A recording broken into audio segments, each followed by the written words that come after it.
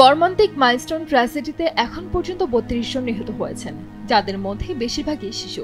এই ঘটনায় ৫১ জন গুরুতর আহত অবস্থায় রাজধানীর বিভিন্ন হাসপাতালে চিকিৎসাধীন আছেন। এই হৃদয় বিদারক ঘটনায় সাধারণ জনগণের পাশাপাশি তারকারাও শোক প্রকাশ করেছেন, যেখানে বাদ যায়নি ঢাকাই সিনেমার মেগাস্টার শাকিব খানও। এবার এই তালিকায় যুক্ত হলেন জনপ্রিয় অভিনেত্রী তাসনিয়া ফারিন।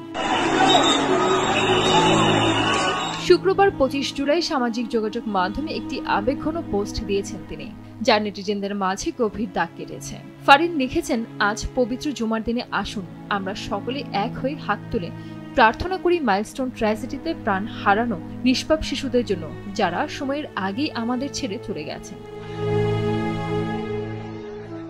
প্রার্থনা করি সেই শিক্ষিকাদের জন্য যারা শিক্ষার আলো ছড়িয়ে দিতে গিয়ে নিজেই হারিয়ে গেলেন অন্ধকারে, এবং সেই অভিভাবকদের জন্য যারা সন্তানকে নিরাপদ হাতে তুলে দিয়ে নিজেরাই ফিরে এলেন।